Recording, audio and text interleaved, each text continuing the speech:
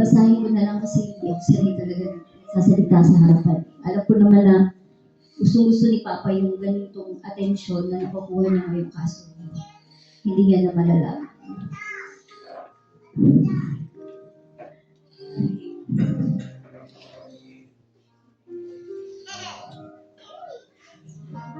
Papa, di ko alam kung ano sasabihin ko ngayon dito. Di ako magaling magsalita sa harapan ng maraming tao. Alam mo naman ako, mana ako sa iyo, mahihiyain.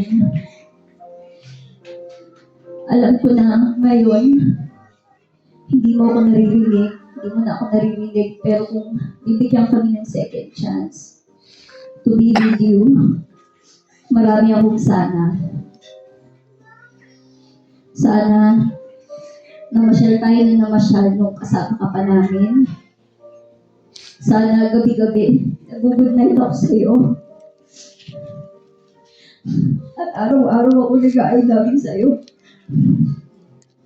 Sana, pinilit kita na every New Year's Eve, hindi ka na nahihirapan na tumakbo papunta sa amin after 12 a.m. Sana sinasama mo na lang si Tita Jen at magkakasama tayo. Malakas lang pala ang personality ni Tita. Kasi pag tinatawagan ako, ang boses niya parang napaka-strong, pero mabait pala siya, Papa. Papa, hanggang ngayon, di pa rin ako makapaniwala na wala ka na. Tuwing naaalala ko ang mukha mo at nakangiti, at natatawa sa mga patawa ko, nararamdaman ko yung sakit. Ikaw, Papa, ang dahilan bakit nga wala akong ex-boyfriend. Kasi palagi mo akong sinasabihan na, I trust you, Christine. Tapusin mo muna ang high school mo at pag-aaral mo bago ka mag-boyfriend. Ang dali. And you trust me, lahat ng bisyo di ko sinubukan. Kasi ayokong ma-disappoint ka sa akin bilang panganay na anak. Nakatatak sa isip ko yun. Huwag mong gagawin yan, madakitiwala ako sa'yo. Nung sinagot ko si Ace, na third year college kami, at sa phone ko pa siya nasagot, sa apilitan pa nga yun. Kasi akala ko, pwede ko pang bawiin. Pero hindi na pala. Sabi sa akin ni Mama, si Ace ang parang anak ni June. Ang sabi ko naman, wait lang Mama, may pagkakaiba naman sila. Alam niyo na kung ano yun. Pero minsan, sabi ko sa sarili ko, di ka sure din. Ito, palagi ko sinasabi sa mga kapatid ko. Papa, alam ko namang di mo ako paboritong anak. Si Kia at April na favorite mo. At si Mama naman ay si Ace at Kate. Sabi ko noon, okay lang. Favorite naman ako ng lola ko. Pero okay lang yun, Papa. Kasi alam ko naman, mahal mo din ako. Alam mo yan. Lalo na ng time na kailangan kita sa tabi ko.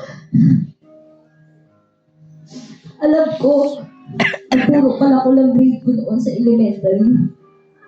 Di katulad ni April, sa puro award, pero never ko naramdaman na bobo ako. Sabi mo nga, matalino ko, di ba? Matalino sa kalokohan. Ang magsalita ng bobo sa loob ng bahay, bawal yun. Ang magmura sa loob ng bahay, bawal din yun. Kahit na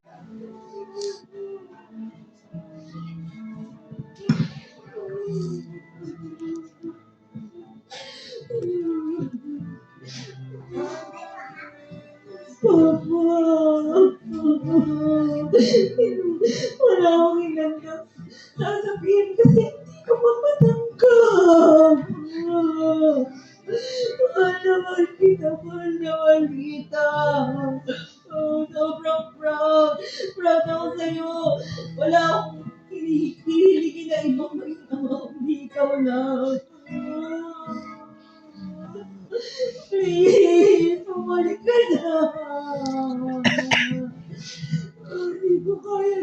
Sakit-sakit na. Mahal kita.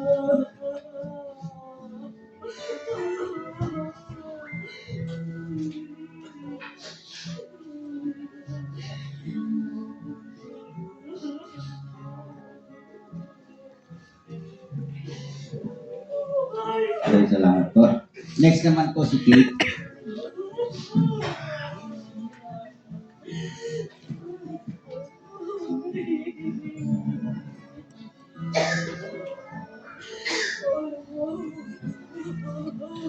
Wait, pipiliin lang ako.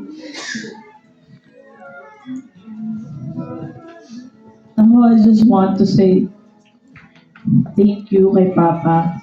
Madami akong bagay na thankful ako kay Papa, pero I just want to be specific kasi ito yung core memories ko nung kasama pa namin si Papa. So, thank you, Papa, kasi lagi kang present every time na may occasion. And thank you sa pagtulong sa akin mag-drive. Kasi dahil doon, nakakatulong ako sa family sa paghatid sundo. And na-inspire ako sa yung kumuha ng kotse kasi alam ko, isa yun sa pangarap mo. Yung first na pangarap mo is makakuha ng kotse talaga para sa family. So, ikaw nag-inspire sa akin kumuha ng kotse. And sobrang thankful ako kasi ikaw yung papa ko. We love you so much. Maraming salamat po. Next naman po si Ace.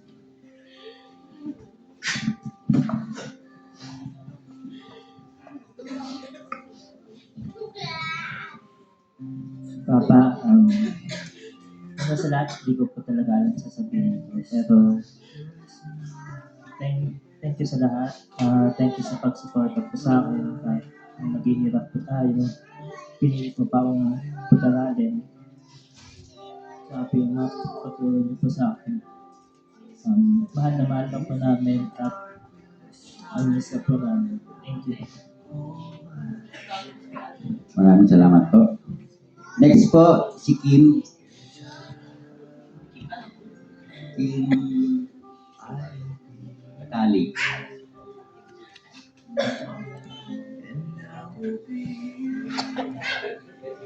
Get you.